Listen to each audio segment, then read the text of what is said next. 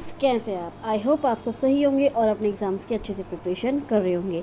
मैं आपकी होस्ट और दोस्त मेरे यूट्यूब चैनल प्रगति की पर आपका बहुत बहुत स्वागत करती हूं। Welcome to all of you. आज मैं आप लोग के लाई हूँ हिंदी का टॉपिक। जी हाँ, आपकी हिंदी के टॉपिक में वाक्य एवं वर्तनी शुद्धि, वाक्य एवं वर्तनी शुद्धि का टॉपिक मैं आप लोग के लाई हूँ, जो आपके एग्ज़ाम के लिए इंपॉर्टेंट होने वाला है। यदि आप यूपीएससी पेट की तैयारी कर रहे हैं, इलाहाबाद हाई कोर्ट की आरओ की तैयारी कर रहे हैं, या फिर यूपीएससी आरओ की तैयारी कर रहे हैं, इन सब एग्ज़ाम्स में आपका वाक्य एवं वर्तनी शुद्धि आपसे पूछी जाती है। शुद्ध वाक्य और अशुद्ध वाक्य या शुद्ध शब्द और अशुद्ध शब्द आपसे पूछे जाते हैं। तो बिना टाइम वेस्ट किए इस वीडियो को स्टार्ट करते हैं। सबसे पहले आप इस वीडियो को लाइक कर दीजिए, शेयर कर दीजिए, और अगर आप मेरे चैनल पर पहली बार आए हैं तो इस चैनल को सब्सक्राइब करके ज़रूर जाइएगा। तो पहला क्वेश्चन है, निम्नलिखित में से शुद्ध वर्तनी वाला शब्द कौन सा है? कौन सा है इसमें से शुद्ध वर्तनी वाला शब्द? तो इसका है आंसर उज्ज्वल। जी हाँ, ये उज्ज्वल आपका ऐसे भी लिखा जाता है, ऐसे भी और ऐसे भी, लेकिन ये जो उ आधा जे फिर आधा जे व और ल, ये जो आपका, ये बिल्कुल आपका सही आंसर होगा। तो इस क्वेश्चन का आपका आंसर है ऑप्शन बी, उज्ज्वल। नेक्स्ट क्वेश्चन पे आते हैं, निम्नलिखित में से शुद्ध वर्तनी वाला शब्द है। आपको इसमें शुद्ध वर्तनी वाला शब्द बताना है। कौन सा होगा? कवित्री या कवियत्री? तो इसका आंसर है आपका कवयित्री। क्या होगा? कवित्री आपका बोला जाता है। जो वर्तनी है, जो आपकी वर्तनी के हिसाब से कौन सा? कवित्री आपका सही शब्द होगा, शुद्ध शब्द होगा। इस क्वेश्चन का आपका आंसर है ऑप्शन ए, कवयित्री। नेक्स्ट क्वेश्चन पे आते हैं, वर्तनी की दृष्टि से शुद्ध शब्द है। शुद्ध शब्द कौन सा है इसमें आपका? तो इसमें है इसमें कौन सा है आपका इसमें वर्तनी की दृष्टि से शुद्ध शब्द? तो वो है आपका परीक्षा। कौन सा है? परीक्षा नहीं कहते, परीक्षा कहते हैं। रै के ऊपर बड़ी ई की मात्रा और क्षा, परीक्षा। तो इस क्वेश्चन का आपका आंसर है ऑप्शन सी, परीक्षा। नेक्स्ट क्वेश्चन पे आते हैं, वर्तनी की दृष्टि से शुद्ध शब्द का चयन कीजिए। कौन सा होगा इसमें आपका? जो शुद्ध शब्द होगा वो होगा आपका अनुग्रहित। कौन सा होगा? अनुग्रहित। अनु और गै पे ये वाली मात्रा और हित। तो इसका आंसर है आपका ऑप्शन बी, अनुग्रहित। अनुग्रहित ये भी है, अनुग्रहित ये भी है, पर वर्तनी की दृष्टि से देखा जाए तो ये वाला आपका आंसर सही है। नेक्स्ट क्वेश्चन पे आते हैं, वर्तनी की दृष्टि से शुद्ध शब्द है। कौन सा शुद्ध शब्द है वर्तनी की दृष्टि से? तो वह है आपका नरक। नरक बोलते हैं, पर असली में क्या? नरक। अगर वर्तनी की दृष्टि से देखा जाए तो क्या होता है? नरक। तो इसका आपका आंसर है ऑप्शन ए, नरक। नेक्स्ट क्वेश्चन पे आते हैं, वर्तनी की दृष्टि से शुद्ध शब्द का चयन कीजिए। तो इसका आंसर है आपका, तो इसका आंसर क्या है? तो इसका आंसर है आपका टिप्पणी। टिप्पणी नहीं कहते, टिप्पणी नहीं कहते, टिप्पणी। टी आधा पै पूरा पै और न के ऊपर एक बड़ी की मात्रा, टिप्पणी। तो इसका आंसर है आपका ऑप्शन सी, टिप्पणी। नेक्स्ट क्वेश्चन पे आते हैं, शुद्ध वर्तनी वाला शब्द है। कौन सा शुद्ध वर्तनी वाला शब्द है? तो इसका क्या आंसर है? इसका आंसर है आपका धोबिन। क्या है? धोबिन। धो बी के ऊपर छोटी की मात्रा और न, धोबिनी नहीं कहते, धोबनी नहीं कहते और धोबिन भी नहीं कहते। तो इसका आंसर आपका ऑप्शन है धोबिन। नेक्स्ट क्वेश्चन पे आते हैं, किस शब्द की वर्तनी शुद्ध है? किस शब्द की वर्तनी आपकी शुद्ध है? किस शब्द की आपकी वर्तनी शुद्ध है? तो वो है आपका विरहिणी। कौन सा है?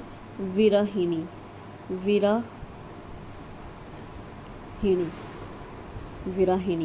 ये भी गलत है, विरहिणी भी नहीं कहते, विरहिणी भी नहीं कहते और विरहिणी भी नहीं कहते। तो इसका आंसर है आपका ऑप्शन बी, विरहिणी। क्योंकि ये आपके देख लीजिए कि आप लिखने में बिल्कुल छोटा मोटा ही फ़र्क है, पर इसका बड़ा फ़र्क होता है एग्ज़ाम्स में। तो इसका आंसर है आपका ऑप्शन बी, विरहिणी। इसका फर्स्ट पार्ट मैं ऑलरेडी अपनी प्लेलिस्ट में ऐड कर चुकी हूँ, ये सेकंड पार्ट है। तो आप अगर फर्स्ट पार्ट नहीं देखा है तो फर्स्ट पार्ट ज़रूर देख लीजिएगा। तो इसका आंसर है आपका ऑप्शन बी, विरहिणी। नेक्स्ट क्वेश्चन पे आते हैं, निम्नलिखित में से शुद्ध वर्तनी वाला शब्द है। कौन सा है शुद्ध वर्तनी वाला शब्द? तो कौन सा है? वो है आपका शुश्रूषा। कौन सा है? छोटे ऊ की मात्रा, श्रेय, बड़े की मात्रा और शा, शुतुषा। इस क्वेश्चन का आपका आंसर है ऑप्शन है शुतुषा। शुतुषा भी कुछ नहीं होता, शुतुषा भी कुछ नहीं होता और शुरुषा भी कुछ नहीं होता। तो इसका आंसर है आपका ऑप्शन है शुतुषा। नेक्स्ट क्वेश्चन पे आते हैं, शुद्ध वर्तनी वाला शब्द कौन सा है? ये भी आपका नहीं है, ये भी आपका नहीं है, ये भी आपका नहीं है, तो आपका होगा ईर्ष्या। ईर्ष्या भी नहीं कहते, ईर्ष्या भी नहीं होता और ईर्ष्या भी नहीं होता, तो क्या होता है? ईर्ष्या। क्या होता है? ईर्ष्या। तो इस क्वेश्चन का आपका आंसर ऑप्शन डी, ईर्ष्या। नेक्स्ट क्वेश्चन पे आते हैं, वर्तनी की दृष्टि से शब्द का शुद्ध रूप कौन सा है? जो ये शब्द, जो इनमें से जो शब्द दिए गए हैं वो सबसे शुद्ध कौन सा है? तो वो है आपका वंदना। कौन सा है? वंदना। कौन सा है? वंदना। तो इस क्वेश्चन वंदना भी कुछ नहीं होता, वंदना भी और वंदना भी। तो इस क्वेश्चन का आपका आंसर ऑप्शन डी, वंदना। नेक्स्ट क्वेश्चन पे आता है, निम्नलिखित में से वर्तनी का शुद्ध रूप कौन सा है? कौन सा रूप है?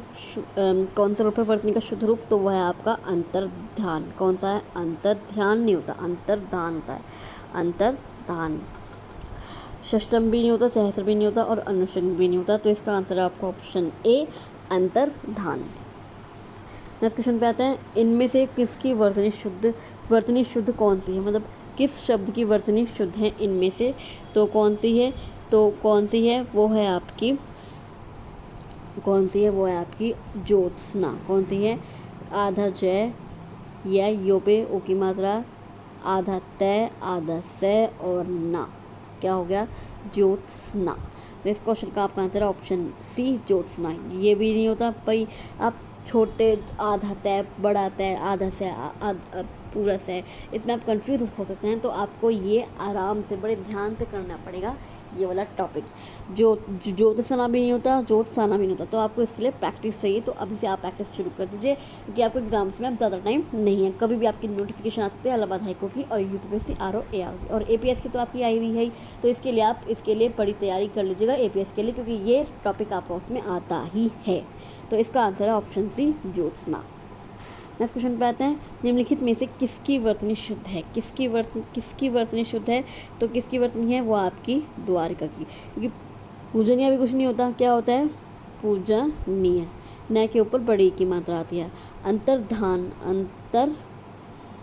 ये होता है ना। और अहिल्या, और इसका क्या है? ये है अहिल्या। तो किसकी वर्तनी शुद्ध है? केवल द्वारिका की वर्तनी शुद्ध है। इस क्वेश्चन का आपका आंसर है option A, Dwarka. Next question पे आते हैं, निम्नलिखित में से किसकी वर्तनी शुद्ध है? किसकी वर्तनी शुद्ध है? तो किसकी है? केवल सन्यासी की। केवल किसकी है? सन्यासी की शुद्ध है। अनुग्रहित, मैंने आपको बताया था कि मैंने आपको बताया था कि अनुग्रहित में अनुग्रहित ये वाली मात्रा लगती है। और आजीविका नहीं होता, आजीविका होता है। आजीविका होता है। और अकाल नहीं होता, अकाल होता है। तो इस क्वेश्चन का आपका आंसर है ऑप्शन, तो इस क्वेश्चन का आपका आंसर सी, सन्यासी। नेक्स्ट क्वेश्चन पे आते हैं, निम्नलिखित में से शुद्ध वर्तनी वाला शब्द कौन सा है? कौन सा है? वो है आपका अंत्याक्षरी। कौन सा है? अंत्याक्षरी।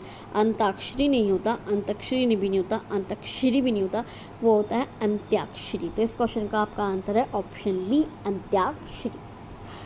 तो चलिए अभी के लिए बस इतना ही। मैं आपसे मिलती हूँ अगली वीडियो में। अगर आपको ये वीडियो अच्छी लगी तो इसे लाइक कर दीजिएगा, शेयर कर दीजिएगा, इसे अपने फ्रेंड्स में, रिलेटिव्स में, और मेरे चैनल को सब्सक्राइब करके ज़रूर जाइएगा। अगर आप मेरे यूट्यूब चैनल पर पहली बार आए हैं, आपने पहली बार विजिट किया है, तो मेरे चैनल को सब्सक्राइब करके ज़रूर जाइएगा, क्योंकि मैं आपके लिए स्टडी मटेरियल, गवर्नमेंट जॉब से रिलेटेड हर प्रकार की नोटिफिकेशन मैं आपके लिए आती रहती हूँ, चाहे वो आंसर की हो, रिजल्ट हो, टॉप हो, कुछ भी नोटिफिकेशन हो, वो मैं सबसे पहले आप लोगों के लिए लाती हूँ। तो इस चैनल को सब्सक्राइब करके ज़रूर जाइएगा। अगर आपका कोई कमेंट है, क्वेरी है, डाउट है, तो आप मुझे कमेंट बॉक्स पर कमेंट कर सकते हैं, या मैंने डिस्क्रिप्शन बॉक्स में अपना टेलीग्राम ग्रुप का लिंक भी दिया है, आप मुझे ग्रुप पे ज्वाइन कर लीजिए, और आप वहाँ मुझसे कोई भी क्वेश्चन, कोई भी डाउट, कोई भी क्वेरी पूछ सकते हैं, तो चलिए मैं आपसे मिलती हूँ अगली वीडियो में। तब तक के लिए थैंक यू सो मच।